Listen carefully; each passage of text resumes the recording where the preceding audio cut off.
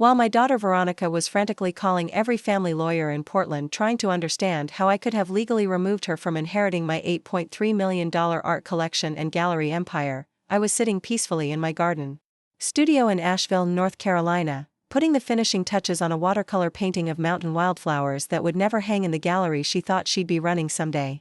Before we jump back in, tell us where you're tuning in from, and if this story touches you, make sure you're subscribed, because tomorrow, I've saved something extra special for you. The irony wasn't lost on me that Veronica, who'd spent the last 2 years telling anyone who'd listen that I was just an old woman with outdated ideas who had nothing meaningful to offer the modern art world, was now discovering exactly what those meaningless contributions were worth when they were no longer hers to inherit. Her voice had been shaking when she'd called me 3 hours ago, after receiving the certified letter from my estate attorney explaining the recent changes to my will.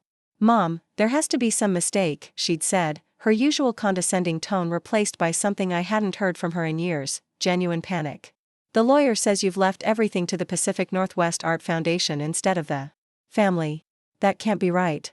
But it was absolutely right. After 43 years of building Cascade Contemporary Gallery from a tiny storefront in Seattle's Pioneer Square into one of the most prestigious art destinations on the West Coast, after discovering and launching the careers of dozens of artists who now sell pieces for six figures, after creating a business that generated over $2.8 million in annual revenue, I had indeed decided that my life's work deserved to go to people who would appreciate and preserve its legacy rather than to a daughter who saw it as nothing more than a retirement fund she was entitled to liquidate. The certified letter that had sent Veronica into such a tailspin was just the beginning. Tomorrow, she'd receive the second package, detailed documentation of every financial contribution I'd made to her life over the past 35 years, totaling just over $950,000 in education costs, business investments, emergency bailouts, and loans that were never repaid. The accompanying note would be simple: "Since you've determined I have nothing to offer, I thought you might appreciate an itemized list of all the nothing I've provided over the years." What Veronica didn't yet understand was that her dismissive comments about my outdated approach to art curation and my inability to understand contemporary market trends had been systematically documented in a leather-bound journal I'd been keeping for the past 18 months. Every condescending remark about how I was holding back the gallery's potential, every eye roll when I'd shared insights from 4 decades in the art world, every time she'd told her friends that she was just waiting for Mom to step aside so we can modernize this place, all of it was recorded with dates, witnesses, and context. The journal also contained copies of the emails she'd sent to potential investors, trying to secure backing for what she called the inevitable transition. When my mother finally admits she's too old to understand what today's art buyers actually want, she'd been planning to push me out of my own gallery, using my age and supposed irrelevance as justification for taking control of everything I'd built. But Veronica had made one crucial miscalculation in her campaign to position herself as the heir apparent to my outdated empire. She'd forgotten that the woman she was dismissing as irrelevant was the same person who'd spent 4 decades building relationships with collectors, artists, critics, and auction houses throughout the Pacific Northwest and beyond. More importantly, she'd overlooked the fact that someone who'd successfully navigated the complex world of high-end art sales for over 40 years might have developed some expertise in strategic planning and long-term thinking. The estate plan changes that were causing her so much distress today weren't impulsive decisions made by a hurt mother.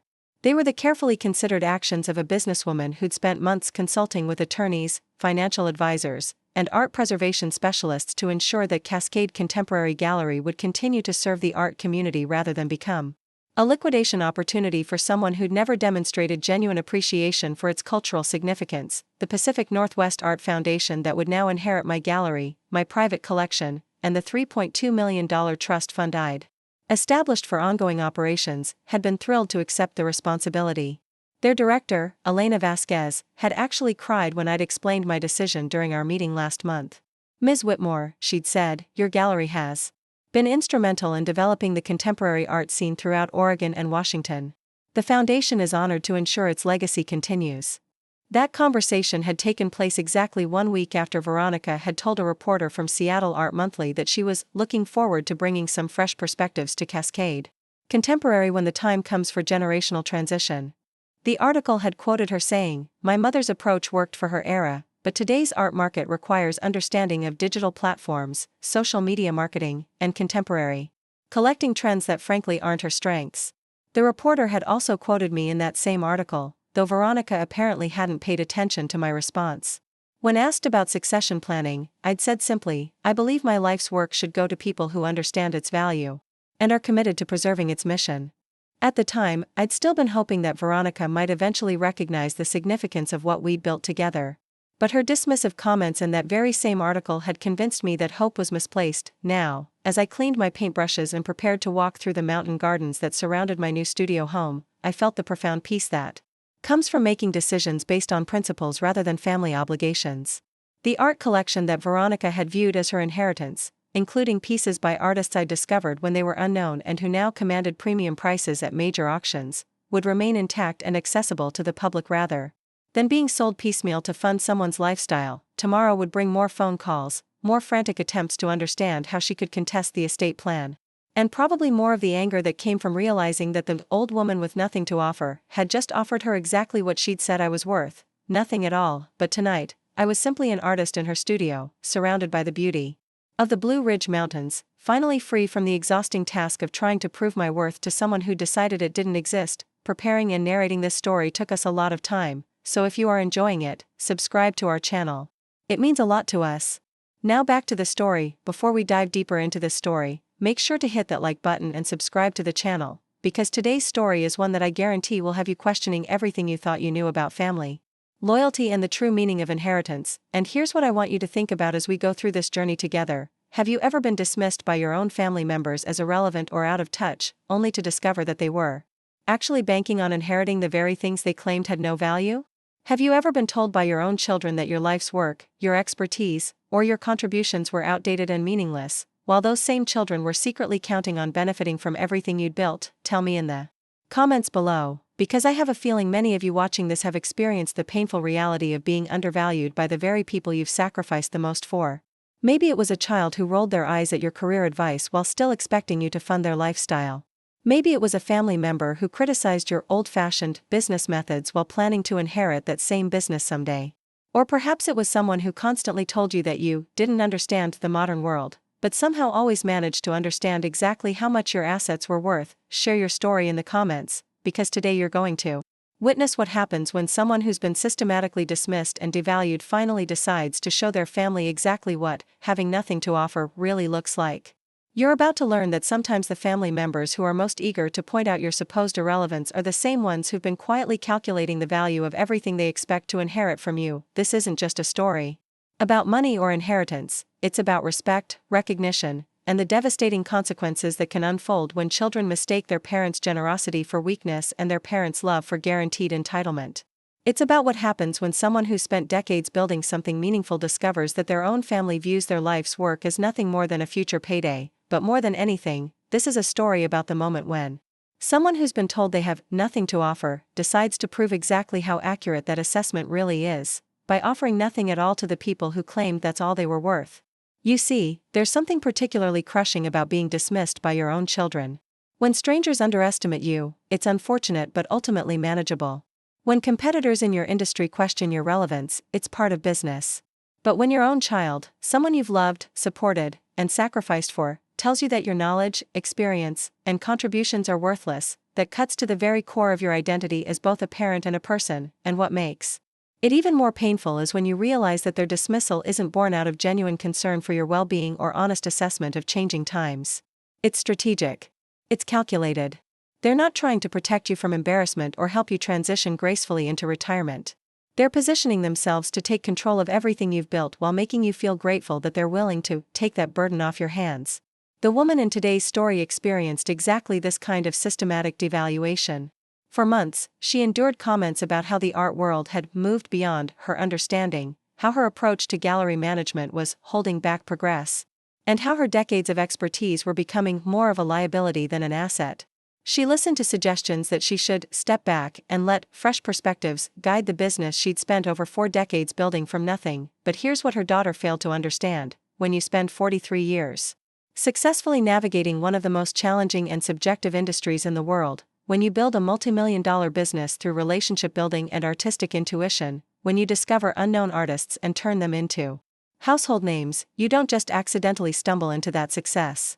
You develop very specific skills in reading people, understanding motivations, and planning for long-term outcomes, skills that become particularly useful when you start to suspect that the child questioning your competence might have ulterior motives for wanting you to believe you're no longer capable of managing your own affairs. So as we continue with this story, I want you to keep that dynamic in mind. This isn't just about family drama or inheritance disputes. This is about what happens when someone with decades of strategic thinking experience realizes they're being manipulated by someone who's underestimated both their intelligence and their resolve. And trust me, by the end of this story, you'll understand why the daughter who thought her mother had nothing to offer learned the hard way that nothing can be the most powerful gift of all. My name is Eleanor Whitmore, and at 74 years old, I thought I'd successfully navigated every challenge the art world could throw at a woman who'd started with nothing but a keen eye and an unshakable belief that great art could transform communities. For over 4 decades, I'd built Cascade Contemporary Gallery from a cramped 800-square-foot space in Seattle's then unfashionable Pioneer Square into a 12,000-square-foot cultural institution that had become synonymous with discovering and nurturing the Pacific Northwest's most important contemporary artists. What I hadn't anticipated was that the greatest challenge to my legacy wouldn't come from changing market conditions, economic downturns, or evolving artistic tastes. It would come from my own daughter, Veronica Whitmore, the child I'd raised. As a single mother after her father abandoned us when she was 3 years old, the woman I'd put through Stanford University's prestigious art history program, and the person I'd been grooming for years to eventually take stewardship of everything I'd spent my lifetime creating. This story begins on a rain-soaked Thursday morning in February, when I discovered that Veronica had been conducting secret meetings with commercial real estate developers, discussing the inevitable transition when she would inherit my gallery space in what had become one of Seattle's most valuable neighborhoods. But more devastatingly, I learned that she'd been presenting these conversations not as a future possibility, but as an established plan that was simply waiting for me to accept reality about my diminishing relevance in the contemporary art market. The revelation came through my longtime friend and fellow gallery owner, Marcus Holloway, who runs the respected Belltown Fine Arts just 6 blocks from Cascade Contemporary. Marcus had been approached by a development firm asking detailed questions about foot traffic patterns, lease rates, and succession timelines for established galleries in the area. When he'd mentioned these inquiries to other gallery owners, he discovered that several of them had been told that the Whitmore space would likely be available for redevelopment within the next 18 months, pending family business transitions. Eleanor, Marcus had said during our emergency coffee meeting that Thursday morning, his voice heavy with concern, I think someone's been telling people that you're planning to close Cascade Contemporary. The developers seem to know specific details about your lease structure and even mentioned your daughter's plans for modernizing the family's art investments. That conversation had led me to make some discreet inquiries of my own, which revealed that Veronica had been far more active than I'd realized in positioning herself as the inevitable successor to my gallery operations. She'd been attending industry networking events where she'd introduced herself as the next generation of Cascade Contemporary leadership. She'd been meeting with artists, collectors, and critics, presenting what she called her vision for updating my mother's traditional approach to contemporary art curation. Most shocking of all, I discovered that Veronica had been in preliminary discussions with a luxury retail development group about converting my gallery space into what they called mixed-use cultural retail, essentially upscale shopping with rotating art installations that would generate significantly higher revenue per square foot than traditional gallery exhibitions. The woman who'd been telling me for months that my curatorial instincts were becoming outdated and that I needed to trust her understanding of current market trends had apparently been planning to eliminate traditional curation entirely in favor of commercial art sales that prioritized profit margins over artistic significance. But perhaps most crushing was discovering the language Veronica had been using to describe me in these professional contexts. According to multiple sources, she'd been referring to me as well-intentioned but increasingly disconnected from contemporary collecting patterns. She'd told potential business partners that I was resistant to necessary changes and that the gallery's full potential couldn't be realized until the generational transition allows for more innovative approaches. In one particularly painful conversation that had been reported back to me, Veronica had apparently told a group of emerging artists that my approach to career development was too cautious for today's art market, and that she was looking forward to implementing more aggressive promotion strategies once I have decision-making authority. These weren't the words of a daughter who respected her mother's expertise but wanted to contribute her own fresh perspectives. These were the calculated statements of someone who decided that my continued involvement in my own gallery was an obstacle to her ambitions rather than a resource she could learn from. The Veronica who was systematically undermining my professional reputation while positioning herself as my inevitable replacement was the same person I'd supported through every stage of her life and career. I'd been a single mother working 70-hour weeks to establish my gallery while ensuring she never felt disadvantaged by our unconventional family situation.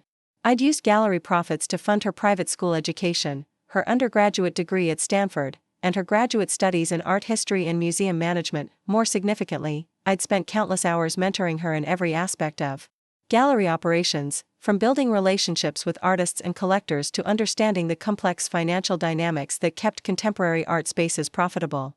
I'd introduced her to my network of dealers, critics, and museum professionals, helping her develop the industry connections that were now enabling her to present herself as a credible alternative to my leadership. The gallery that Veronica was so eager to modernize represented far more than a successful business operation.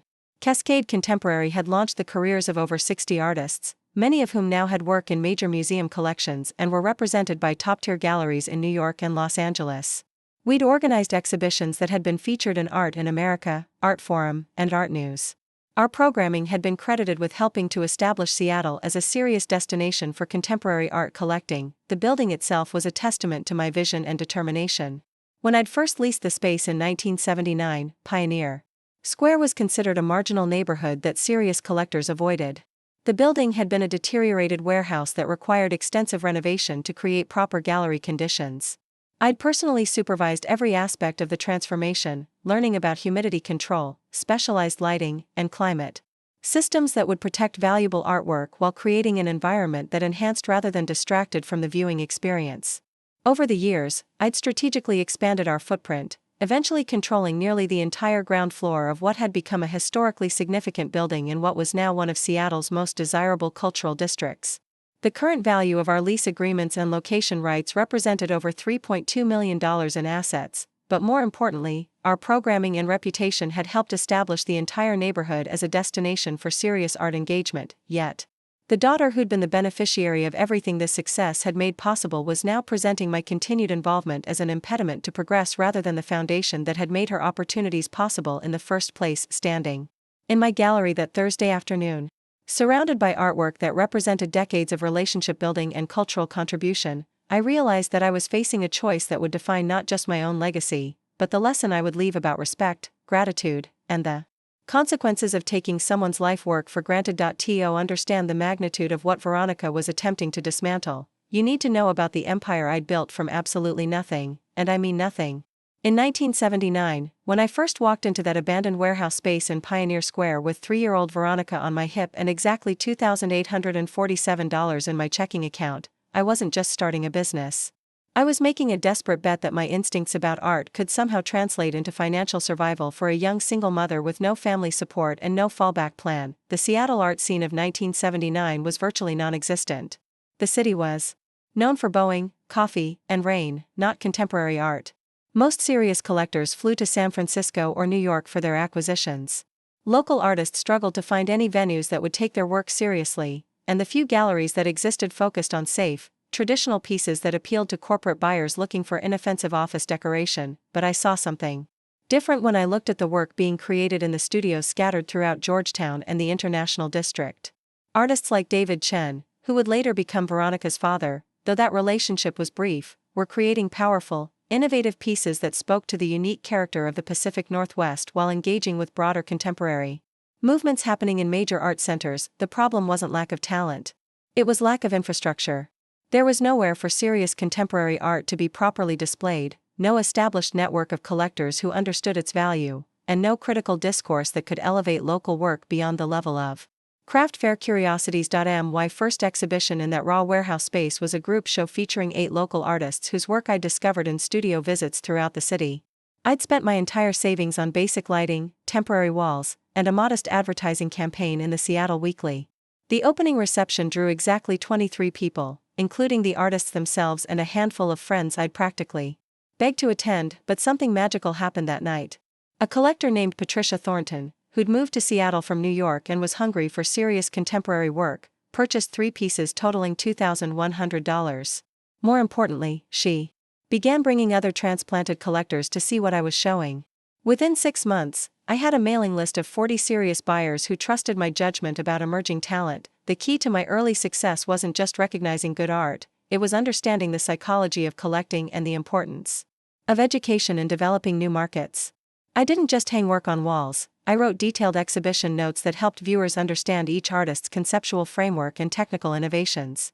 I organized artist talks and panel discussions that elevated the intellectual discourse around contemporary practice in Seattle. By 1982, Cascade Contemporary had become the first gallery in the Pacific Northwest to be reviewed in Art Forum, thanks to a group exhibition I'd organized around the theme of post-industrial landscapes that featured work responding to the region's economic transition. The review was only 3 paragraphs, but it established credibility that attracted attention from collectors and artists throughout the West Coast. The business model I developed was revolutionary for its time and place. Instead of taking the typical 50% commission that most galleries demanded, I worked with artists to establish pricing that reflected fair compensation for their time and materials while keeping work accessible to emerging collectors. I also implemented an innovative payment plan system that allowed young professionals to acquire important pieces over time, effectively creating a new generation of committed supporters for contemporary art. More significantly, I established relationships with artists that went far beyond simple commercial transactions. I became invested in their career development, helping them apply for grants, connecting them with opportunities for residencies and exhibitions at other venues, and providing business guidance that helped them build sustainable creative practices. This approach paid extraordinary dividends. By 1985, 3 artists I'd championed early in their careers had been included in the Whitney Biennial. 2 others had received prestigious Guggenheim fellowships. The success of my artists began attracting established dealers from New York and Los Angeles who wanted to poach talent I'd developed, but most remained loyal to Cascade Contemporary because of the genuine support I'd provided during their early careers. The financial growth was equally impressive. Gallery revenues grew from $18,000 in our first year to over $400,000 by 1987. But more importantly, the market value of work by artists I'd promoted increased dramatically. Pieces that had sold for $800 in 1980 were commanding $8,000 by the mid-decade, generating substantial returns for the collectors who'd trusted my judgment during those early years. My expertise wasn't limited to artistic evaluation, I'd also become increasingly sophisticated about the business aspects of gallery management. I'd learned to navigate the complex relationships between primary and secondary markets, understanding how gallery pricing affected artists' long-term career trajectories and collector confidence. I developed expertise in authentication, provenance research, and the legal complexities of art sales that protected both my artists and my collectors. By 1990, Cascade Contemporary was representing 42 artists, had waiting lists for most exhibitions, and was generating over $1.2 million in annual sales. I'd expanded our physical space twice and had established satellite exhibition areas in Portland and Vancouver that extended our influence throughout the region. The 1990s brought even greater recognition.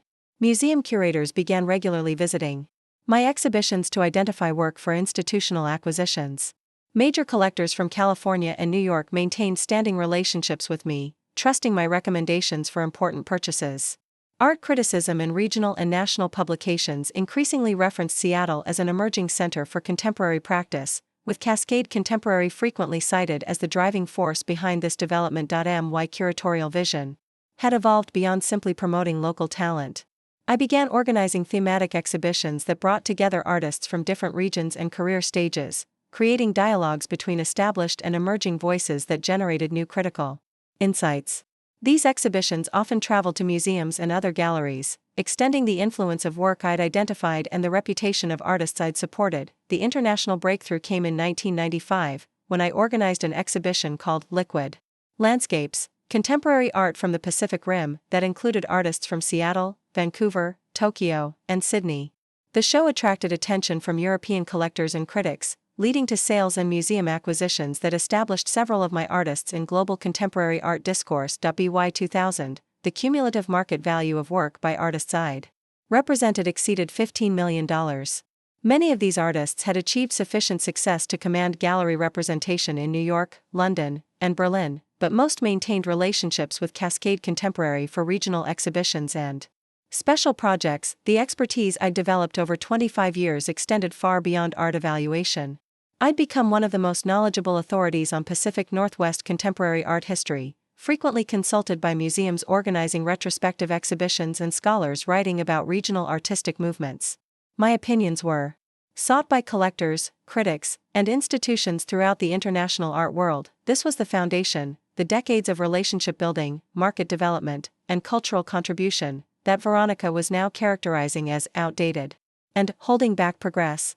The woman she was describing as disconnected from contemporary trends was someone whose judgment had consistently identified important artistic talent years before it achieved broader recognition. Looking back now, I can see that the golden period of my relationship with Veronica began when she returned from Stanford in 2018 with her master's degree in art history and museum studies, and lasted approximately 3.5 years, until the autumn of 2021, when her gratitude and genuine enthusiasm for learning the family business began morphing into something I initially mistook for professional confidence but now recognize as calculated entitlement. During those precious years between 2018 and 2021, Veronica had seemed like the daughter I'd always hoped she would become. She'd thrown herself into understanding every aspect of gallery operations with what appeared to be authentic passion and respect for the institution I'd built. She'd spent countless hours studying our artist files, learning the personal histories and artistic development patterns of everyone we'd represented over the decades. "Mom, I had no idea how much individual attention you gave to each artist's career development," Veronica had said during one of our evening sessions in the gallery office, surrounded by decades of correspondence, exhibition catalogs, and career documentation. "Reading through these files is like getting a masterclass in how to build lasting relationships in the art world. The way you've tracked each artist's growth and supported them through different phases of their careers is incredible." Those evening sessions had become one of my greatest joys. Veronica would arrive at the gallery after dinner, and we'd spend hours going through archives, with me sharing stories about particular exhibitions, explaining the reasoning behind specific curatorial decisions, and describing the relationships and market conditions that had influenced various business strategies over the years. She'd been particularly fascinated by the documentation I'd kept of artist discovery stories, the detailed notes about first studio visits, early work evaluations, and the intuitive processes I'd developed for recognizing talent before it became commercially obvious. "You have such sophisticated instincts for seeing potential," she'd observed during one of these sessions. "I'm starting to understand that successful gallerists aren't just art lovers, they're talent scouts, business advisors, and cultural historians all rolled into one." Her respect for my expertise had been evident in the questions she'd asked, and the careful attention she'd paid to my explanations of complex market dynamics. When I described the delicate balance between supporting an artist's creative evolution while maintaining collector confidence, or explained how regional reputation building could translate into national recognition, Veronica had taken detailed notes and asked follow-up questions that demonstrated genuine comprehension of the strategic thinking involved. More importantly, she'd begun contributing meaningfully to gallery operations in ways that complemented, rather than challenged, my established approaches. Her graduate training had given her contemporary theoretical frameworks that helped articulate the conceptual significance of work I'd been promoting based on intuitive understanding. Her writing was sophisticated and engaging, adding intellectual depth to exhibition materials that enhanced rather than replaced my relationship-focused approach to client education. The first exhibition she'd co-curated with me, in the spring of 2019, had been a remarkable success that demonstrated how effectively our different strengths could work together. The show, titled Inherited Landscapes, 3 Generations of Pacific Northwest Environmental Art, had brought together work by artists I'd been supporting since the 1980s with pieces by their former students and contemporary practitioners working with similar themes. Veronica's research and writing had provided scholarly context that elevated the exhibition beyond a simple generational survey, while my relationships with the artists and collectors had ensured strong participation and sales. The show had been reviewed positively in Artforum and Art News, with critics specifically noting how the exhibition demonstrated continuity and evolution in regional artistic practice. "This collaboration is exactly what I'd hoped for," I'd told Veronica after the exhibition's successful closing reception. "Your academic perspective adds intellectual rigor that helps people understand why this work matters, while my experience with these artists provides the personal context that makes it emotionally compelling." Her response had filled me with hope for our future working relationship. "Mom, I'm learning that academic knowledge is worthless without the kind of practical wisdom you've developed through decades of actually working with artists and collectors. I want to keep learning from you for as long as you're willing to teach me." During this golden period, Veronica had also proven herself valuable in areas where my expertise was admittedly limited. Her fluency with social media and digital marketing, had helped expand our audience reach, particularly among younger collectors who were beginning to show serious interest in contemporary art. She'd created an Instagram presence for the gallery that showcased our exhibitions and artists in ways that attracted new visitors while maintaining the sophisticated aesthetic that had always characterized our brand. Her networking skills had also impressed me. At art fairs and exhibition openings, she demonstrated genuine ability to engage with collectors, critics, and other gallery professionals in ways that enhanced our professional relationships while establishing her own credibility in the field. Veronica Whitmorchan is clearly being groomed for gallery leadership, a prominent collector had mentioned to me after a particularly successful art fair presentation. She has her mother's eye for quality combined with contemporary communication skills that should serve the gallery well in the future. These observations had made me increasingly confident that Cascade Contemporary would continue thriving under Veronica's eventual leadership. She'd seemed to understand that respecting tradition and embracing innovation weren't mutually exclusive, that the gallery's future success would depend on building upon rather than replacing the foundation I'd established over 4 decades. The financial aspects of our collaboration had also been working smoothly during this period. I'd gradually increased Veronica's responsibilities and compensation, moving her from a part-time assistant role to associate director with a salary of $85,000 annually plus performance bonuses tied to exhibition success and new client development. She'd consistently exceeded expectations, bringing in over $200,000 in new sales during her first full year in the associate director position. Her professional development had been supported by my industry connections and reputation. I'd introduced her to museum curators, established collectors, and other gallery owners throughout the West Coast, helping her build the network of relationships that would be essential for her continued success in the art world. She'd been invited to serve on panels at art fairs and symposiums, often introduced as the next generation of Cascade Contemporary leadership. The personal aspects of our relationship had also reached new levels of closeness and mutual respect during this period. Veronica had frequently expressed gratitude for the opportunities I'd provided and the knowledge I was sharing. Our conversations had extended beyond business topics to include discussions of art history, cultural criticism, and broader questions about the role of galleries in supporting artistic innovation and cultural preservation. "Mom, I feel so fortunate to be learning the art business from someone with your reputation and expertise," she'd said during one of our family dinners in late 2020. "Most people my age who want to work in galleries have to start as unpaid interns and work their way up over decades. I'm getting accelerated education in every aspect of the business while working with someone who's genuinely respected throughout the industry." During this golden period, I'd also made significant financial investments in Veronica's professional development, funding her attendance at international art fairs, supporting her travel for research and networking opportunities, and covering the costs of professional development courses that would enhance her curatorial and business skills. The confidence I'd felt about our future collaboration had led me to begin incorporating Veronica more prominently in succession planning discussions with my attorney and financial advisors.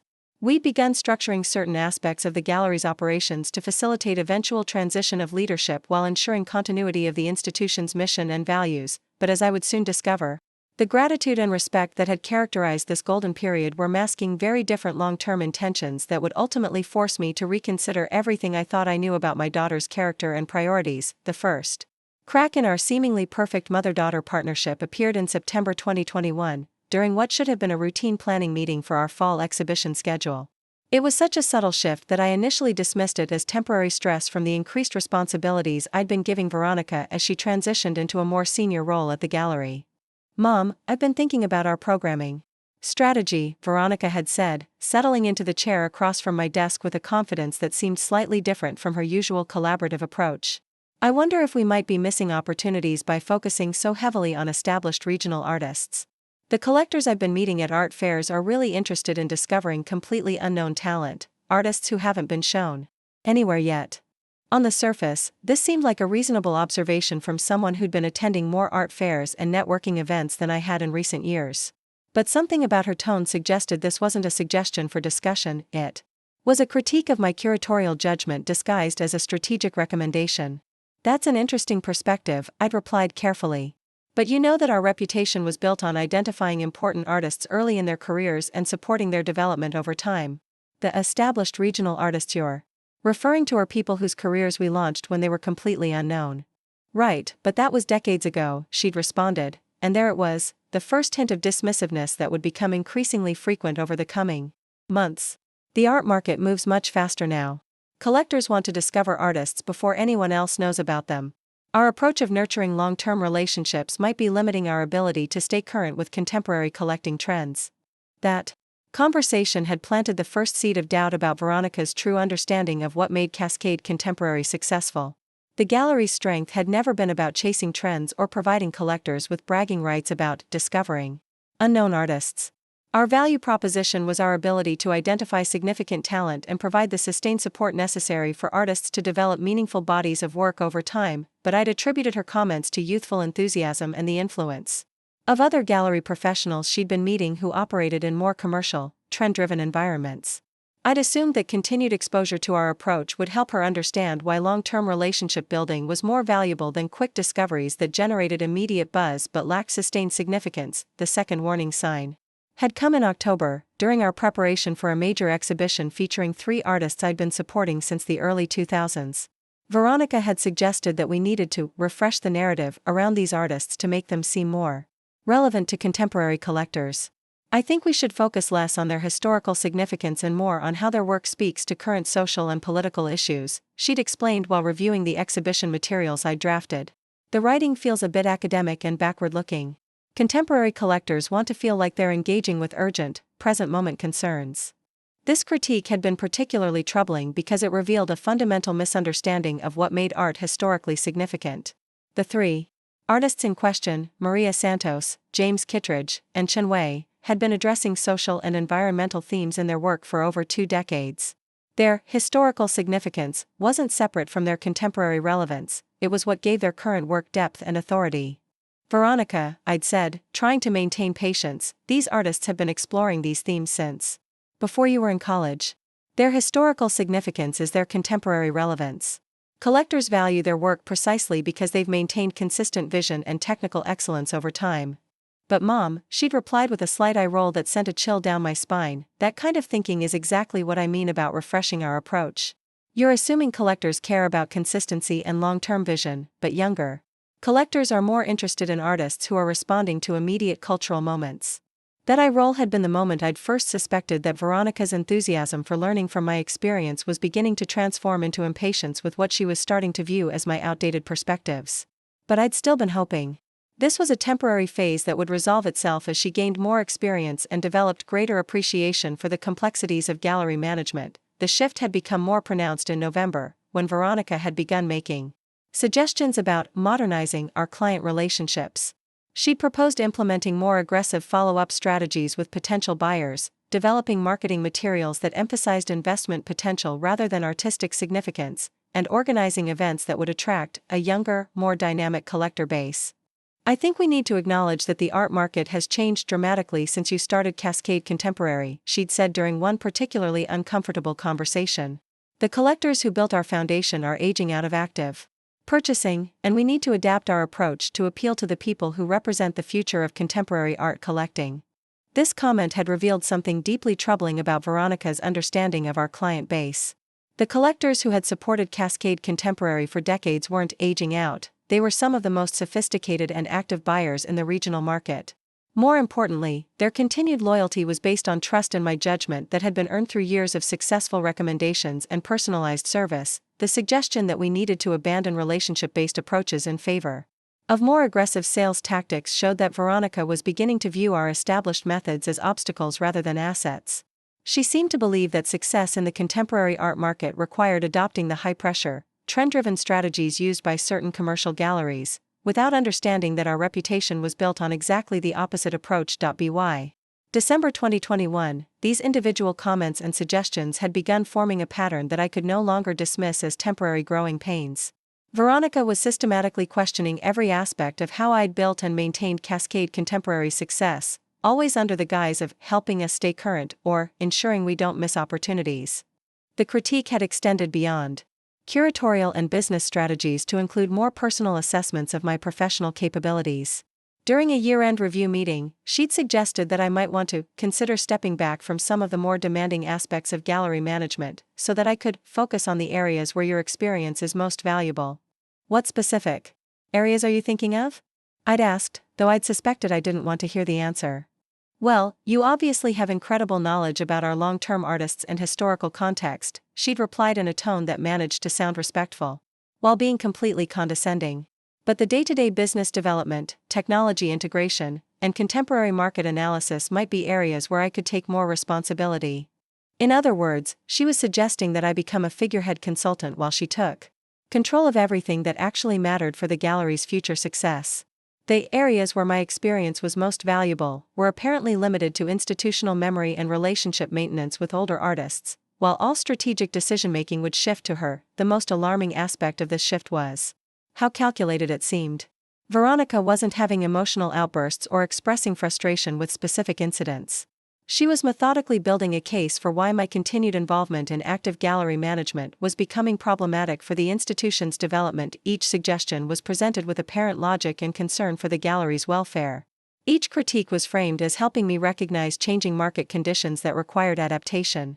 Each recommendation for reduced responsibility was positioned as protecting me from unnecessary stress while maximizing my contributions in areas where I could be most effective. But collectively, these conversations were creating a narrative that portrayed me as someone whose expertise had become more of a limitation than an asset, someone who needed to accept that the art world had evolved beyond my understanding and gracefully transition to a reduced role that would allow fresh perspectives to guide Cascade Contemporary into its next phase of development. By early 2022, I'd begun to suspect that the daughter who'd spent 3 years expressing gratitude for my mentorship and respect for my expertise was actually building a case for my professional irrelevance. But I still had no idea how systematic and coordinated this campaign would become, or how devastating the ultimate betrayal would be. To understand the magnitude of Veronica's betrayal, you need to comprehend the extraordinary financial and emotional investment I'd made in her success over 35 years, investments that had totaled just over $950,000 in direct financial support, not counting the countless hours of mentoring, professional networking, and business guidance that had made her current position possible. The foundation of Veronica's privileged life had been established before she could even remember, starting with the private preschool I'd enrolled her in when she was 18 months old. Rainbow Bridge Montessori had cost $1,200 per month, a staggering expense for a single mother whose gallery was barely generating enough revenue to cover basic operating costs. But I'd understood that early childhood education would set the trajectory for everything that followed, and I'd been willing to work 16-hour days to ensure Veronica had every possible advantage. By the time she'd started elementary school, my investments in her education had expanded to include private tutoring in mathematics and reading, music lessons with a conservatory-trained piano instructor, and enrollment in Seattle Academy's prestigious arts enrichment program. The annual costs had climbed to over $18,000, representing nearly half of my personal income during those early years when Cascade Contemporary was still establishing its reputation. But education was only the beginning. I'd also funded Veronica's cultural development through carefully planned experiences that were designed to broaden her perspective and develop the kind of sophisticated worldview that would serve her well in whatever career she eventually chose. By age 12, she'd visited museums in New York, Los Angeles, San Francisco, and Vancouver, always with private tours and expert guides who could provide insights that went far beyond typical tourist experiences. The European study tour I'd arranged for her 16th birthday had cost $8,500 for 3 weeks visiting galleries, museums, and artist studios in London, Paris, Florence, and Rome. This hadn't been a typical teenage vacation, it had been a carefully orchestrated educational experience that included meetings with curators at the Tate Modern, studio visits with contemporary artists in Montmartre, and private tours of restoration workshops at the Uffizi. "Mom, this trip has shown me what serious art engagement looks like," Veronica had said after returning from Europe with pages of notes and hundreds of photographs. "Understanding how European institutions preserve and present their collections has given me insights I never could have gained from textbooks or online research." The undergraduate education at Stanford University had represented the largest single investment in Veronica's future, $280,000 over 4 years, even after the partial merit scholarships that had covered approximately 30% of total costs. Stanford had been her first choice, and I'd been determined to ensure that financial considerations wouldn't prevent her from attending the institution that could provide the best foundation for her future career. But the costs had extended far beyond tuition and fees. Stanford's social and cultural environment had required investments in professional wardrobes, technology, travel for internships and research projects, and the kind of social activities that were essential for building the networks that would support her long-term success. I'd provided an additional $45,000 in living support during her undergraduate years, understanding that she needed to focus on academic excellence rather than working part-time jobs that would compromise her study time. The summer internship programs that had been crucial for Veronica's professional development had also required substantial financial support. Most prestigious museum and gallery internships provided minimal compensation while expecting participants to maintain professional appearances and living arrangements in expensive cities. I'd spent over $32,000 supporting her summer programs at the Museum of Modern Art in New York, the Los Angeles County Museum of Art, and the Gagosian Gallery's London location. These internships hadn't been typical student work experiences, they'd been carefully selected opportunities that provided exposure to the highest levels of art world operations while building relationships with professionals who could influence her future career development. The investment had paid significant dividends, leading to recommendation letters and professional connections that had been instrumental in her graduate school admissions and early career opportunities. The graduate program at Stanford had required another $210,000 investment over 3 years, representing one of the most expensive art history programs in the country but also one that provided unparalleled access to faculty, resources, and professional networks. I'd viewed this expense not as financial burden but as investment in Veronica's ability to contribute meaningfully to the art world while building the kind of expertise that would distinguish her from other gallery professionals. Beyond formal education costs, I'd also invested heavily in Veronica's professional development through specialized courses, workshops, and certification programs that had enhanced her knowledge of art authentication, conservation techniques, and contemporary market analysis. These programs had cost an additional $28,000 but had provided practical skills that complemented her academic training. The business mentoring I'd provided throughout Veronica's career development had been invaluable but impossible to quantify financially. I'd spent countless hours sharing knowledge about client relationship management, artist development strategies, and the complex market dynamics that governed contemporary art sales.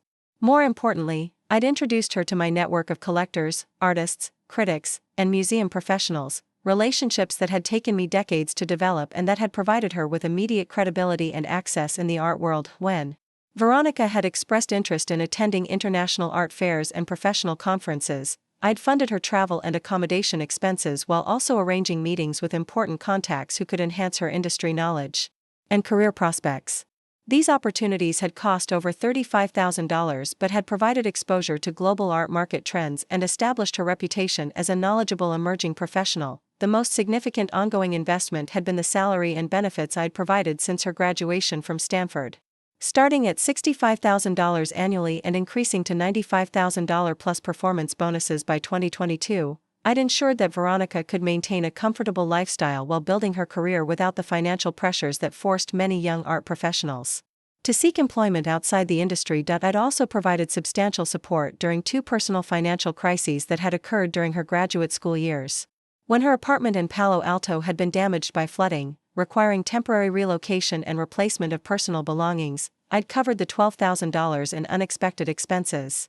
When she'd needed emergency dental work that wasn't covered by insurance, I'd paid the $8,500 treatment costs without question. The professional wardrobe that was essential for her credibility in gallery and museum environments had been another ongoing investment.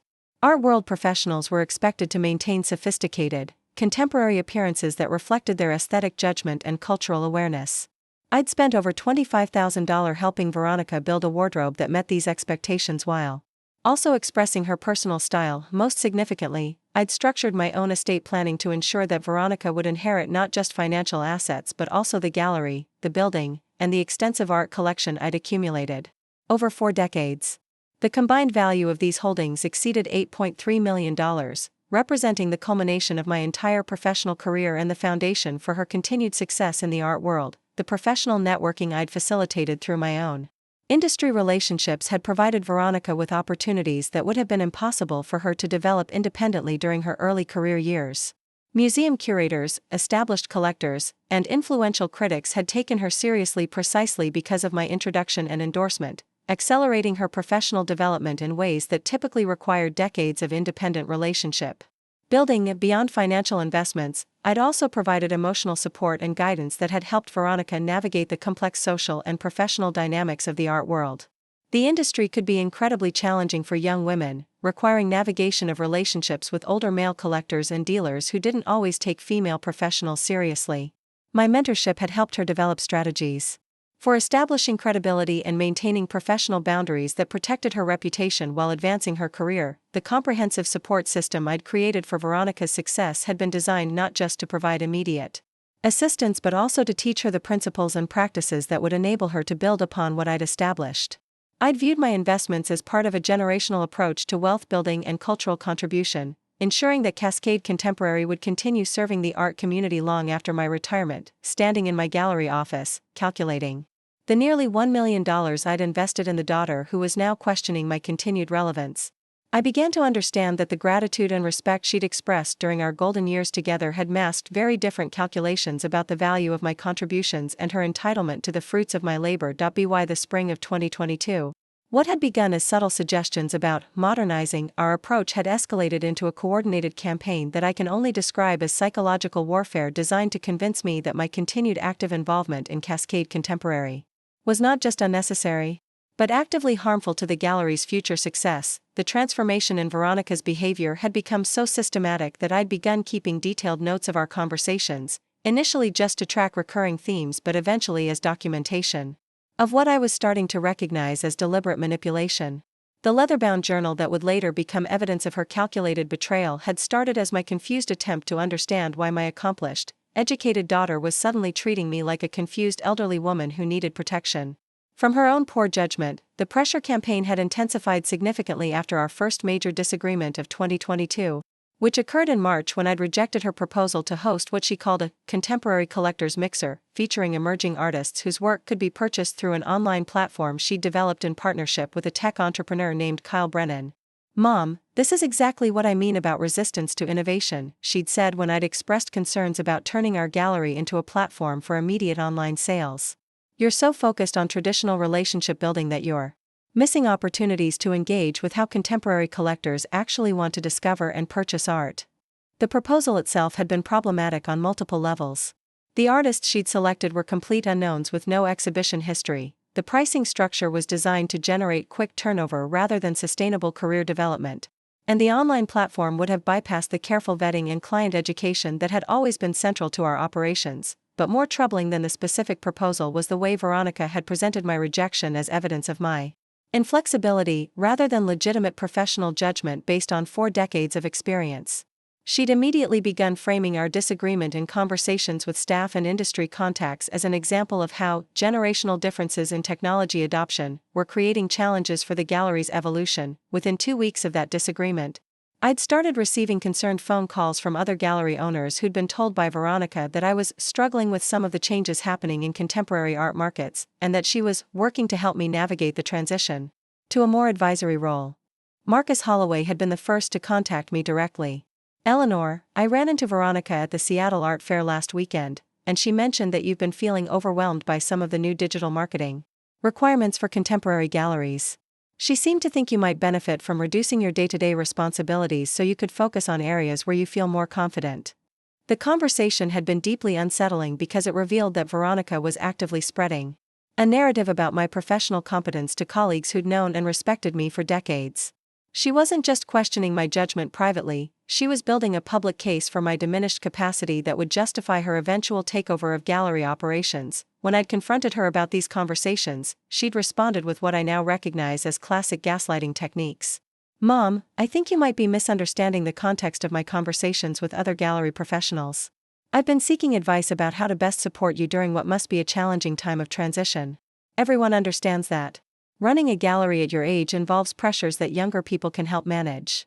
The phrase, "at your age," had become increasingly frequent in her vocabulary, always delivered with apparent concern but clearly designed to reinforce the message that my chronological age was inherently disqualifying for continued professional leadership. She'd begun treating normal business discussions as opportunities to suggest that various tasks might be too stressful for someone in my position, or that certain decisions required fresh energy that would be better provided by someone younger. The financial pressure had begun in April, when Veronica had started questioning various gallery expenses and suggesting that we needed to optimize our resource allocation to ensure long-term sustainability. She'd developed detailed analyses of our operating costs that consistently identified my salary, travel expenses, and professional development activities as areas where we could achieve significant savings through strategic restructuring. Mom, I've been reviewing our budget with Kyle. He has an MBA and really understands contemporary business models, and we think the gallery could improve its profit margins substantially if we shifted some of the administrative responsibilities to me while you focused on the creative and relationship aspects that you genuinely enjoy. The fact that she was discussing our private business finances with her tech entrepreneur boyfriend had been alarming enough, but the proposal itself had been clearly designed to reduce my financial independence while positioning her as the responsible steward of our resources.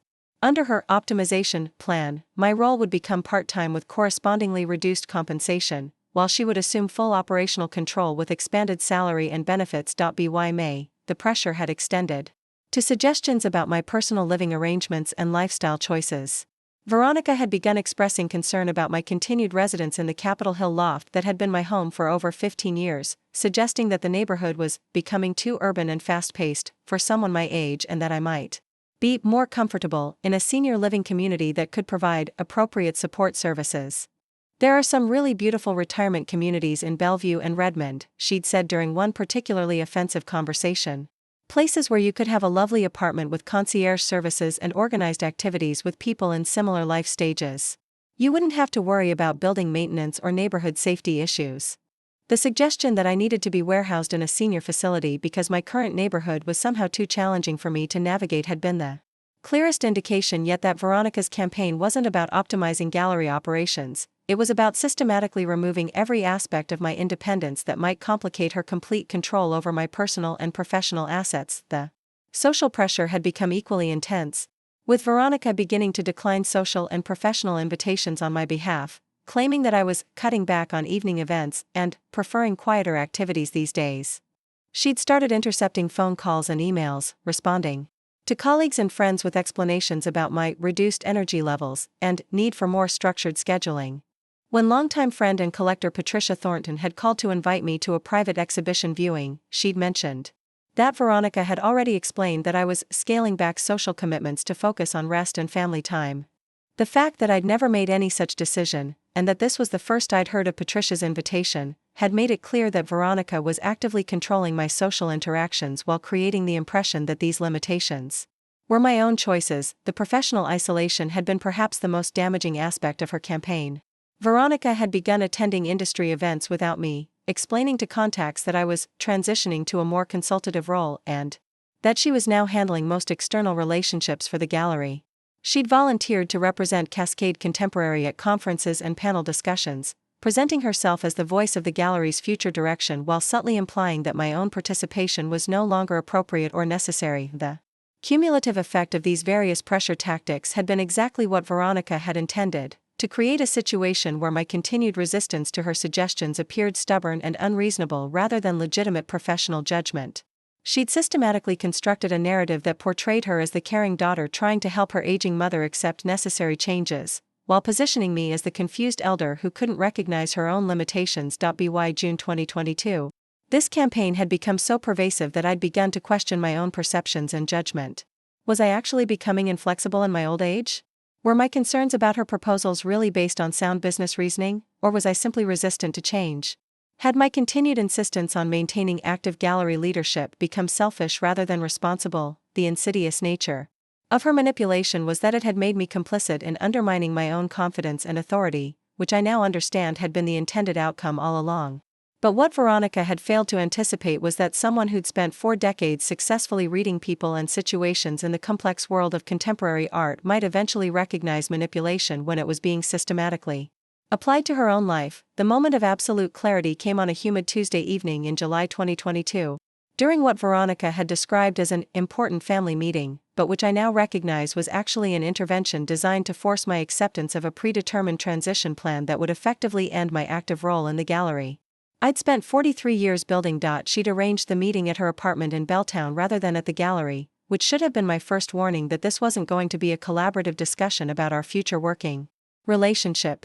When I'd arrived at 7 o'clock, I discovered that Kyle Brennan was present, along with someone Veronica introduced as Dr. Sarah Martinez, a consultant who specializes in family business transitions. The presence of outside professionals at what I'd expected to be a private family conversation had immediately put me on guard, but nothing could have prepared me for the carefully orchestrated presentation that followed. Dr. Martinez had begun With what she called an objective assessment of the challenges facing multi-generational family businesses, using language that sounded academic and neutral but was clearly designed to pathologize my continued involvement in gallery operations.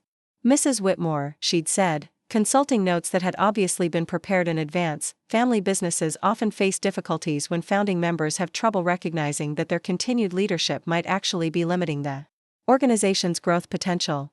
This is particularly common in creative industries where personal vision and business operations become deeply intertwined. The implication was unmistakable: my personal vision had become an obstacle to business success, and my inability to recognize this fact was evidence of the kind of denial that required professional intervention. The entire framework of the conversation had been structured to make any disagreement with their conclusions appear defensive and irrational. Veronica had then presented what she called a comprehensive transition plan that had clearly been developed over months of careful planning. The document was professionally bound and included detailed financial projections, organizational charts, and timeline milestones that left no doubt about how thoroughly she'd prepared for this moment. "Mom, we've developed a proposal that honors your incredible contributions to Cascade Contemporary while also ensuring the gallery can continue evolving to meet contemporary market demands," she'd said, her tone carefully calibrated to sound respectful while delivering what amounted to a corporate takeover.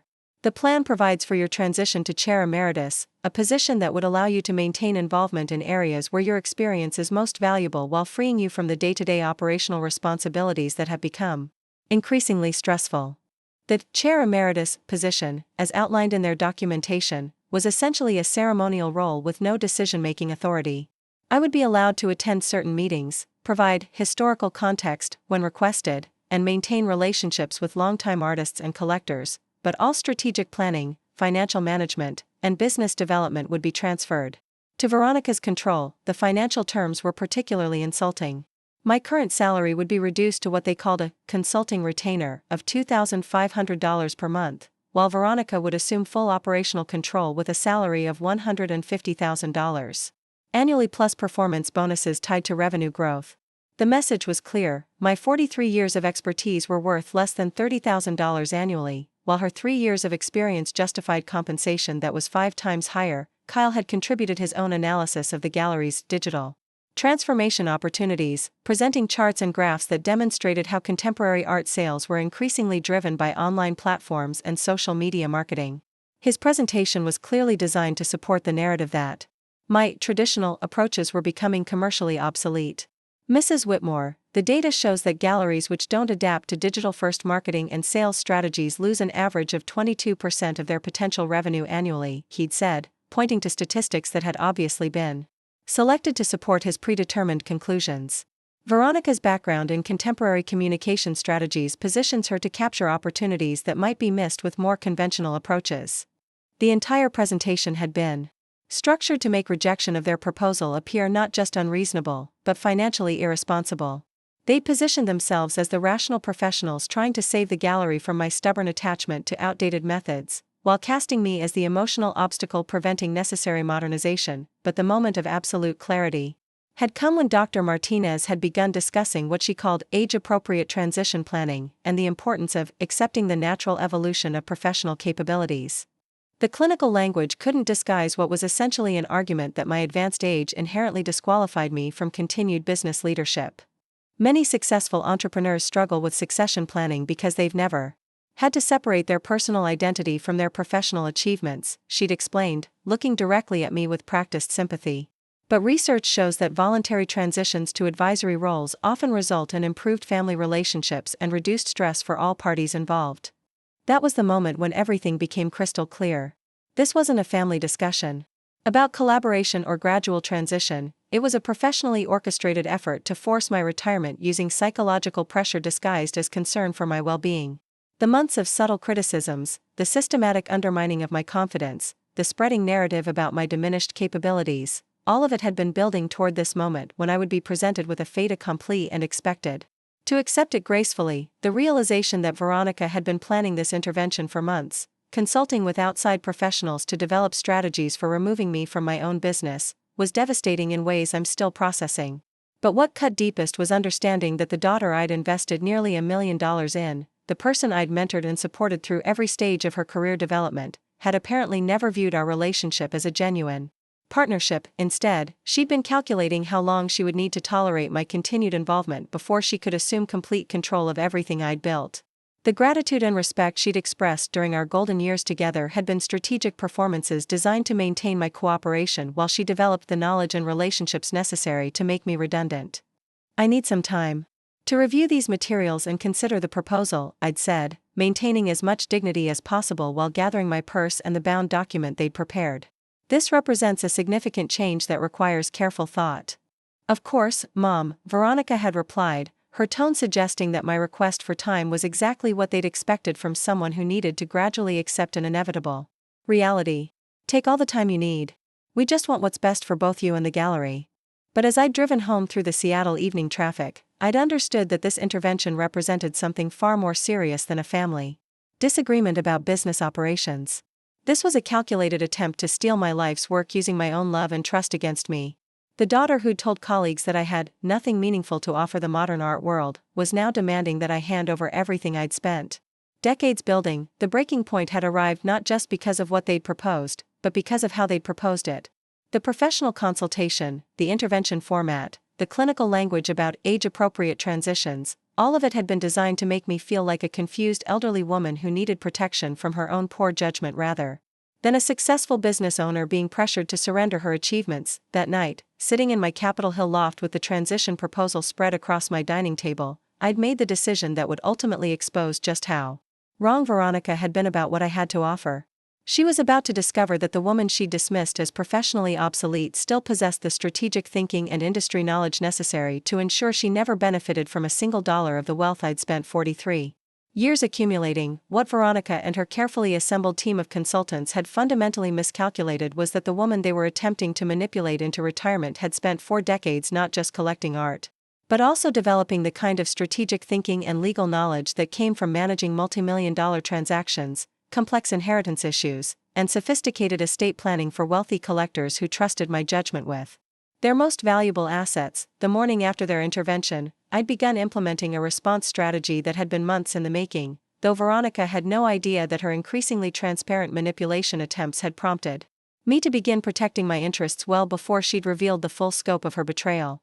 The leather-bound journal documenting her dismissive comments had been only the beginning of my preparation for this inevitable confrontation. Since March, when her criticism of my traditional approaches had first raised red flags about her true intentions, I'd been quietly consulting with 3 different sets of professionals whose expertise would prove crucial in the coming battle. The first had been my longtime estate planning attorney, Victoria Chen, who'd helped me navigate the complex legal structures that protected high-value art collections and gallery operations from various forms of liability and taxation. Eleanor, given what you've described about your daughter's behavior, I think we need to review your current estate plan to ensure it reflects your actual intentions rather than assumptions about family loyalty, Victoria had advised during our initial consultation in April. The legal documents that govern inheritance and business succession should be based on demonstrated values and commitments, not hoped-for attitudes that may not actually exist. That conversation had led to a comprehensive review of every aspect of my estate planning, from the trust structures that controlled my art collection to the corporate arrangements that governed Cascade Contemporary's ownership and operation. What I discovered was that my existing plans had been based on the assumption that Veronica genuinely shared my commitment to the gallery's mission and would preserve its legacy rather than liquidate its assets for personal profit. The second professional consultation had been with forensic accountant Michael Rodriguez, whose specialty was analyzing financial records to identify patterns of manipulation or misappropriation in family business contexts. Michael's investigation had revealed several disturbing discoveries about Veronica's recent financial activities that I'd been completely unaware of. Mrs. Whitmore, your daughter has been conducting unauthorized inquiries about the galleries banking relationships, insurance policies, and credit arrangements, Michael had reported during our June meeting. She's also been meeting with commercial real estate appraisers to assess potential development values for your Pioneer Square location, despite having no legal authority to initiate such evaluations. More troubling, Michael had discovered that Veronica had been using her position as associate director to access confidential client information that she'd been sharing with Kyle Brennan's tech company as part of their platform development. This wasn't just poor judgment, it was potentially illegal disclosure of private financial information that could have exposed the gallery to serious liability issues. The third professional relationship I'd developed had been with private investigator Amanda Walsh, whose specialized knowledge of family business disputes had provided insights into the coordinated nature of Veronica's campaign that I might never have recognized on my own. Amanda's background included work with several high-profile inheritance disputes where children had attempted to manipulate elderly parents into premature wealth transfers. "What you're describing follows a very specific pattern," Amanda had explained. "During our first meeting in May, the systematic undermining of confidence, the introduction of outside experts who validate concerns about competence, the gradual isolation from professional and social relationships, these are calculated techniques for manufacturing consent to unwanted transitions." Amanda's investigation had revealed that Veronica's consultation with Dr. Sarah Martinez hadn't been a recent development prompted by concerns about my behavior. Records showed that she'd been meeting with the transition consultant since February, well before any of the incidents she'd later cite as evidence of my declining capabilities. The entire intervention had been planned months in advance, with my responses and reactions anticipated and prepared for, but perhaps most significantly, Amanda had discovered that Veronica and Kyle had been developing detailed business plans for converting Cascade Contemporary into what they called a hybrid gallery retail space with premium art consulting services.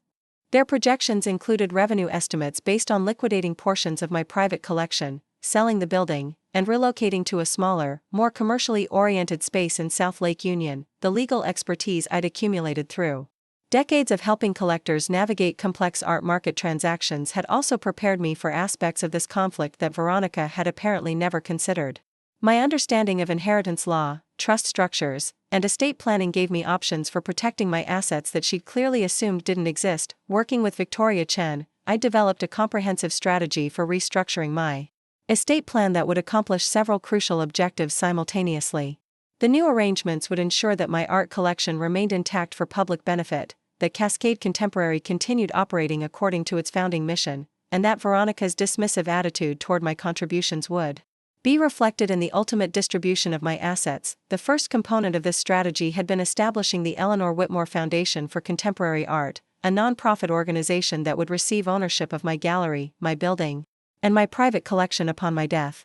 The Foundation's mission statement specifically emphasized supporting emerging artists through sustained relationship building and educational programming, exactly the traditional approaches that Veronica had criticized as outdated. The Foundation's board of directors included respected museum curators, established collectors, and arts education professionals who understood and supported the gallery's historical mission. Notably absent from this board was any provision for family member involvement, reflecting my decision that institutional stewardship should be based on demonstrated commitment to artistic values rather than biological relationships. The second component had been restructuring the ownership of Cascade Contemporary itself to ensure that Veronica could never gain control of the business operations. Through a series of legal maneuvers that transferred ownership to a holding company controlled by the Foundation, I'd effectively removed the gallery from my personal estate while maintaining operational control during my lifetime. The third element of my strategy had been the most personally satisfying, creating detailed documentation of every financial contribution I'd made to Veronica's education and career development, along with calculated interest and opportunity costs that demonstrated the true scope of my investment in her success. This documentation would become the basis for substantial debt obligations that would be charged against any inheritance she might otherwise receive. Most importantly, I'd been quietly documenting every aspect of Veronica's manipulation campaign with the help of Amanda Walsh's investigation. The evidence included recordings of conversations where she disparaged my competence to professional contacts, copies of unauthorized financial inquiries she'd made about gallery operations, and detailed timelines that proved the calculated nature of her intervention strategy. The comprehensive nature of this preparation had taken months to complete, but by the time Veronica had revealed her transition proposal, I'd already restructured my affairs to ensure that her betrayal would result in precisely the outcome she deserved: nothing. The daughter who'd told the art world that I had nothing meaningful to offer was about to discover exactly how accurate her assessment would become, at least regarding what she would receive from my estate. The woman she'd dismissed as professionally obsolete had actually been several steps ahead of her manipulation attempts, using exactly the kind of strategic thinking and industry knowledge that she'd claimed were no longer relevant in contemporary business environments. The expertise she'd been so eager to replace had been quietly protecting the very assets she'd assumed would eventually become hers to control. The execution of my response strategy began at exactly 9 a.m. on Monday, August 15, 2022, when certified letters were simultaneously delivered to Veronica at the gallery, Kyle Brennan at his tech company offices, and Dr. Sarah Martinez at her consulting firm. Each letter contained different but equally devastating information that would permanently alter the trajectory of their carefully laid plans. Veronica's letter was the most comprehensive, consisting of a formal legal notice that her employment at Cascade Contemporary was being terminated immediately for breach of fiduciary duty, unauthorized disclosure of confidential client information, and violation of her associate director contract. Attached to this notice were 47 pages of documented evidence compiled by Amanda Walsh's investigation, including recorded conversations, financial records, and email correspondence that proved the systematic nature of her betrayal. The evidence was overwhelming and irrefutable. Bank records showed that she'd conducted unauthorized credit inquiries using the gallery's federal tax identification number. Email trails revealed her discussions with real estate developers about converting our Pioneer Square location. Most damaging of all were recordings of conversations where she'd explicitly described her timeline for transitioning mom out of active management and her plans for liquidating the dead weight in the collection to focus on commercially viable pieces. But the termination notice was only the beginning. The second section of Veronica's letter detailed the immediate repayment demands for what the documentation described as educational and career development loans, totaling $947,000 plus accrued interest at market rates. Every scholarship check, every tuition payment, every professional development expense was itemized with dates, amounts, and corresponding interest calculations that treated my years of support as business loans rather than parental gifts. As these educational and professional investments were made with the understanding that the recipient would honor family business commitments and maintain fiduciary responsibility toward family assets, the letter explained, the demonstrated breach of these commitments has triggered immediate repayment obligations under the terms of family loan agreements executed contemporaneously with each advance. The legal language was dense, but the message was crystal clear. Instead of inheriting my wealth, Veronica now owed me nearly $1 million with immediate payment demands that would be enforced through every legal mechanism available. Kyle Brennan's letter was shorter but equally devastating. His tech company was being notified that any use of confidential client information obtained through Veronica's position at Cascade Contemporary constituted theft of proprietary business intelligence and violation of federal privacy regulations. The letter demanded immediate cessation of all platform development activities based on our client data and threatened criminal prosecution for industrial espionage. More significantly, Kyle's letter included a cease and desist order regarding his participation in any discussions about Cascade Contemporary's business operations, along with a formal notice that he was being added to a restricted persons list that prohibited him from entering gallery premises or attending any gallery-sponsored events. Dr. Sarah Martinez received perhaps the most professionally damaging communication. Her letter detailed how her family business transition consulting had been based on fraudulent information provided by Veronica about my competence and mental capacity. The documentation proved that she'd developed intervention strategies without ever conducting independent assessment of my cognitive abilities or professional performance. The consulting services provided were predicated on false representations about the client's diminished capacity, the letter stated. Documentation proves that Dr. Martinez developed recommendations for involuntary transition without conducting proper due diligence or following established professional standards for competency evaluation. The letter concluded with notice that her licensing board would be receiving a formal complaint about her unethical practices, along with a threat of malpractice litigation if she continued providing services to family members attempting to manipulate elderly relatives. But the real shock came at 2 p.m. that same day, when I convened an emergency meeting at the gallery with our entire staff, our most important artists, and key collectors who'd been supporting Cascade Contemporary for decades. The meeting had been scheduled as an important announcement about gallery leadership and future planning, but none of the attendees had been prepared for what I was about to reveal. "Thank you all for coming on such short notice," I'd begun, standing in the main exhibition space surrounded by 40 years' worth of artistic relationships and cultural contributions. "I've called this meeting to address some serious issues that have recently come to light regarding the gallery's management, and to announce important changes that will ensure Cascade Contemporary continues serving our artistic community with integrity." I'd then systematically revealed the entire scope of Veronica's betrayal, sharing edited versions of the evidence that had been compiled over the previous months. The assembled group had listened in stunned silence as I described her unauthorized access to client information, her secret meetings with developers, and her calculated campaign to force my retirement so she could liquidate assets for personal profit. The person I trusted to preserve this institution's legacy was actually planning to destroy it for short-term financial gain, I'd explained, watching the expressions of shock and anger on faces of people who'd supported the gallery for decades. She viewed your artistic careers, your collecting relationships, and this cultural institution as nothing more than assets to be optimized for profit maximization. But the most powerful moment of the meeting had come when I'd announced the establishment of the Eleanor Whitmore Foundation and the transfer of all gallery assets to nonprofit status. Effective immediately, Cascade Contemporary will operate under foundation management with a mission to preserve and continue the artist support and educational programming that has always been central to our identity. The response had been immediate and overwhelming. Artist Maria Santos had stood up to express what many in the room were feeling. Eleanor, what you've built here isn't just a business, it's been the foundation for dozens of careers and thousands of cultural experiences. The idea that someone would want to destroy that for personal profit is heartbreaking, but your decision to protect it through foundation status is exactly what this community needs.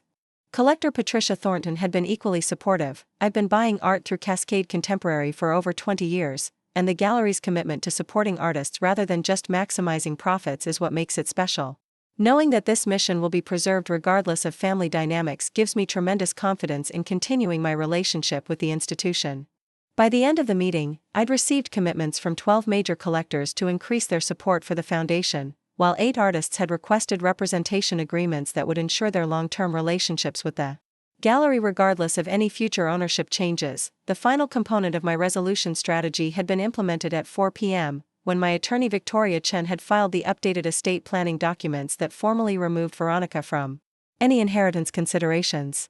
The new will was explicit in its reasoning, having demonstrated through her actions that she views my life's work as assets to be liquidated rather than legacy to be preserved. My daughter Veronica Whitmore-Chen has shown herself unworthy of stewardship over cultural institutions that require genuine commitment to artistic values.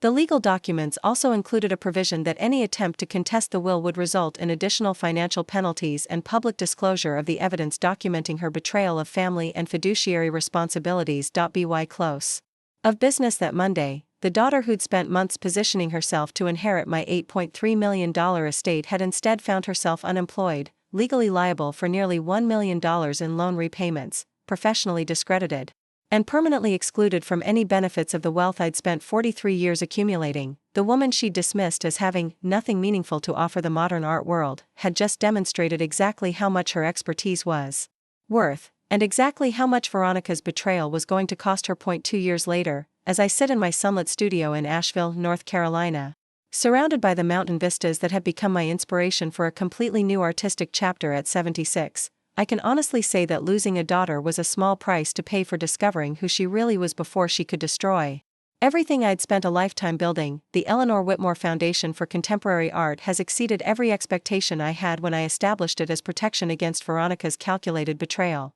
Under the expert management of Director Elena Vasquez and a board of internationally respected curators and collectors, Cascade Contemporary has not only maintained its reputation as the Pacific Northwest's premier destination for serious contemporary art, but has actually expanded its influence through innovative programming that honors our traditional mission while embracing new possibilities. The gallery's recent exhibition, Enduring Visions, for Decades of Pacific Northwest Contemporary Art, featured work by 63 artists whose careers were launched or significantly supported through Cascade Contemporary's programming. The show traveled to museums in Los Angeles, Denver, and Atlanta, bringing national attention to the sustained impact that patient, relationship-based artist development can have on regional cultural scenes. More satisfying than the critical acclaim, however, has been watching how many of our artists have used their success to support emerging talent in exactly the ways I'd always hoped institutional legacy could perpetuate itself.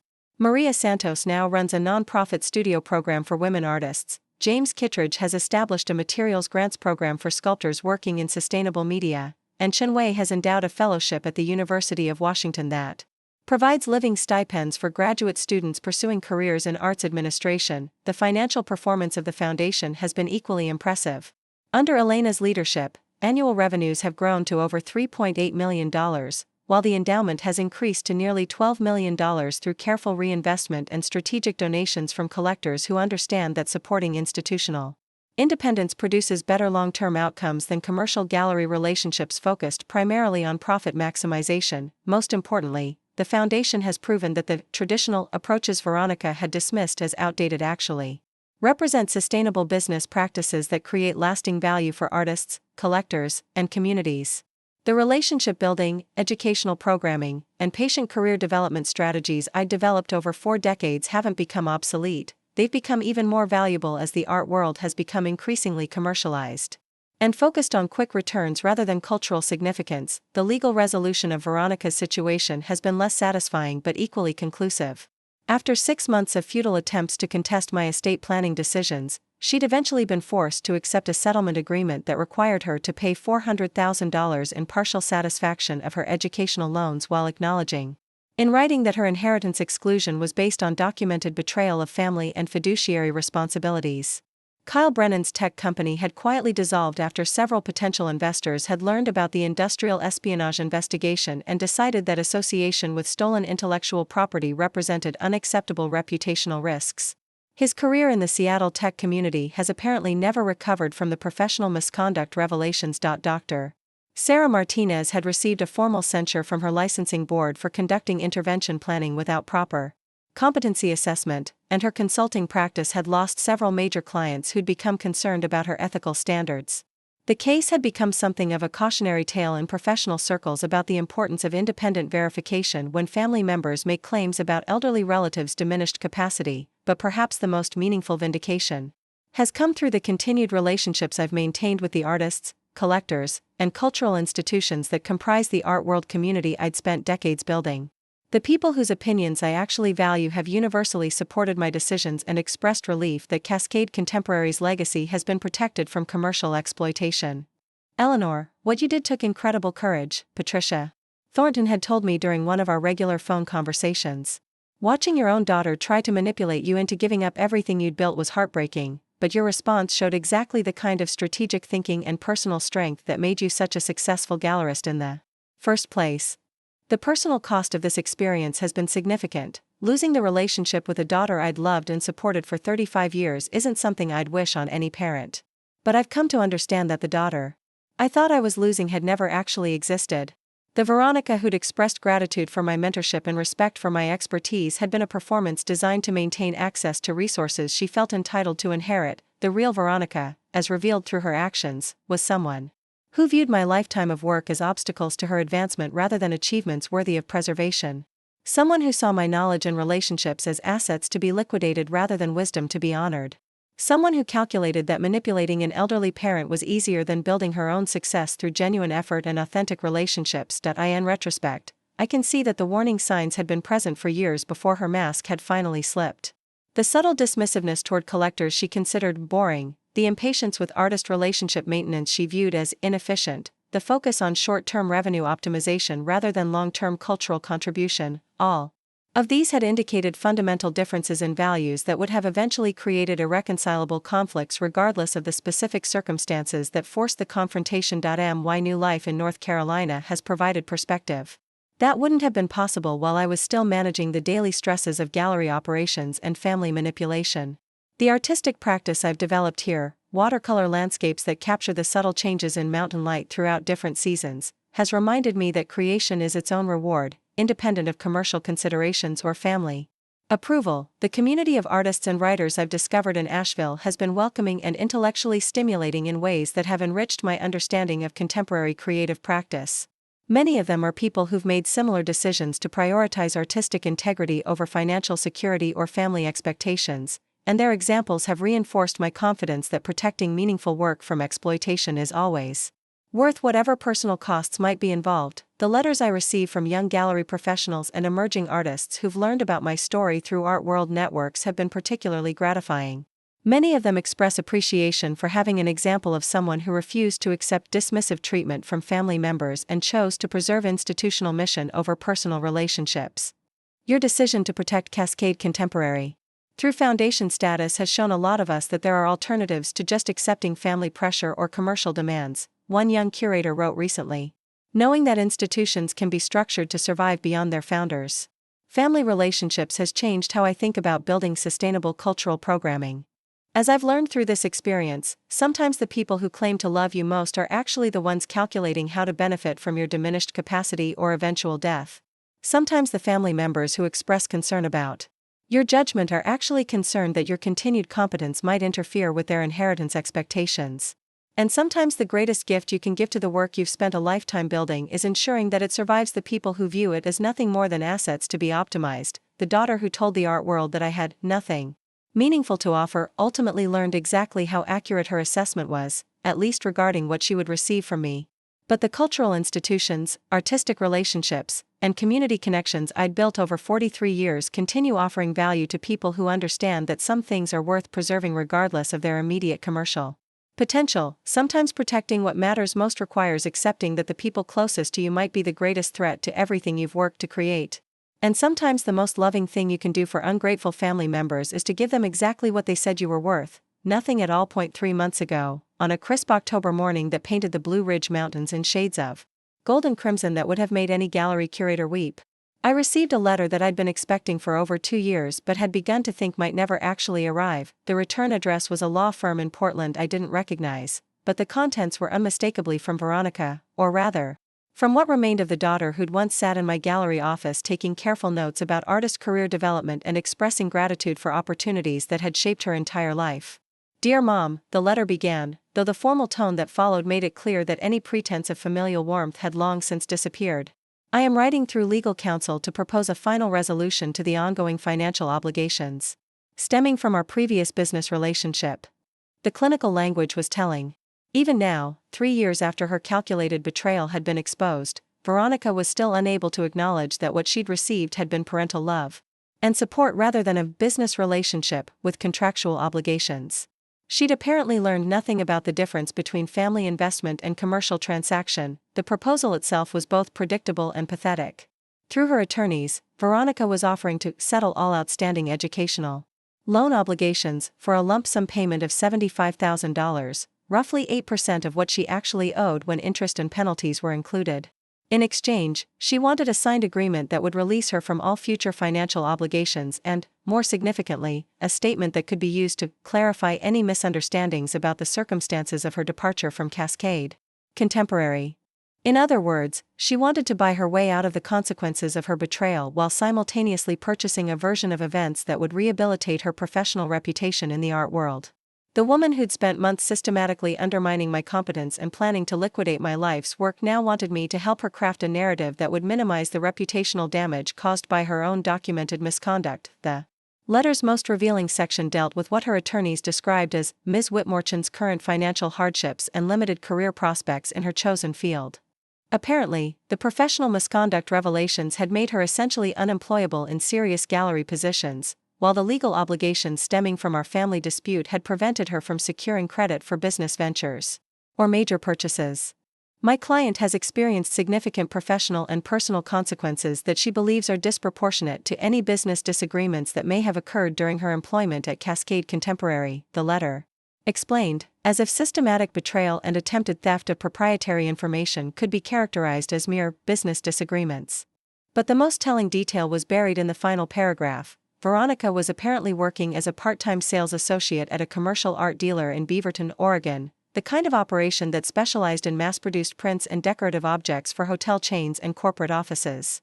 The woman who'd claimed that my approach to contemporary art curation was outdated and holding back progress was now selling generic artwork to interior designers who valued consistency and low prices over artistic significance. The cosmic justice of this development wasn't lost on me.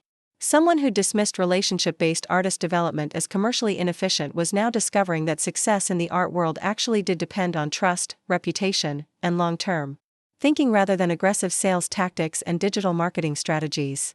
My response to her settlement offer was swift and unambiguous. Through Victoria Chen, I sent a one-paragraph reply that read simply, Ms. Whitmore declines the proposed settlement. All existing financial obligations remain in effect according to the original terms established through legal documentation. No modifications to these arrangements will be considered.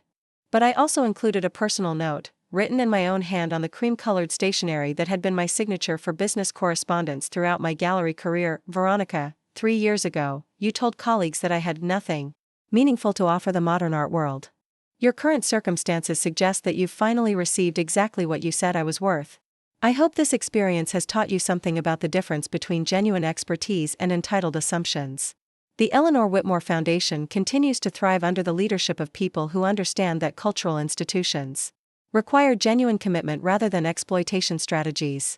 Perhaps someday you'll develop sufficient wisdom to appreciate what you chose to destroy. Until then, I remain confident that my decision to offer you nothing was the most valuable lesson I could provide. Eleanor, the satisfaction of sending. That note was considerable, but what followed was even more meaningful. 2 weeks later, I received a phone call from Elena Vasquez with news that perfectly illustrated why protecting Cascade Contemporary from Veronica's commercial instincts had been so important. Eleanor, I wanted to share some incredible news, Elena had said, her voice bright with excitement. The Smithsonian has approached us about acquiring Maria Santos's complete early series for their permanent collection. They're specifically interested in the pieces from her first 3 exhibitions with us, the work that established her career before anyone else understood her significance. The Smithsonian acquisition would represent the ultimate validation of the patient, relationship-based approach to artist development that Veronica had dismissed as inefficient. Maria Santos's early work, which we'd supported when no other galleries would take it seriously, was now being recognized as historically significant enough to warrant inclusion in the nation's premier cultural institution. They're also interested in documenting the gallery's role in developing Pacific Northwest contemporary art, Elena had continued. The curator mentioned that our archives and exhibition records represent an invaluable resource for understanding how regional artistic movements develop through sustained institutional support. In other words, the traditional approaches that Veronica had wanted to modernize away were being recognized as nationally significant cultural contributions worthy of scholarly study and institutional preservation.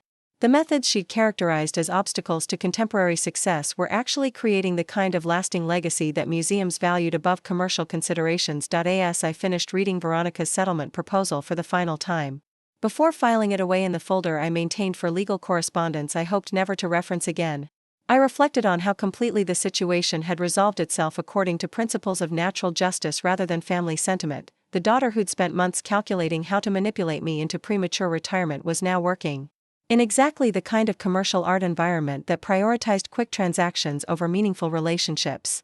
The person who dismissed my expertise as irrelevant was discovering that reputation and trust couldn't be replaced with marketing strategies and technological platforms. Most importantly, the cultural institution she'd planned to liquidate for personal profit was continuing to generate exactly the kind of recognition and impact that justified 4 decades of careful relationship building and patient artist development. Sometimes the greatest gift you can give to ungrateful family members is allowing them to experience the full consequences of their choices without interference from misplaced parental protection. And sometimes the most valuable lesson you can teach someone who claims you have nothing to offer is proving exactly how accurate their assessment can become. As the autumn light faded over the North Carolina mountains, I returned to my easel and the watercolor that had been interrupted by this final chapter of a family drama that no longer had any power to disturb my peace. The painting would be completed on my own timeline, according to my own aesthetic judgment, without input from anyone who confused commercial value with artistic significance, and that, I realized, was exactly how it should be. Up next, you've got 2 more standout stories right on your screen. If this one hit the mark, you won't want to pass these up. Just click and check them out.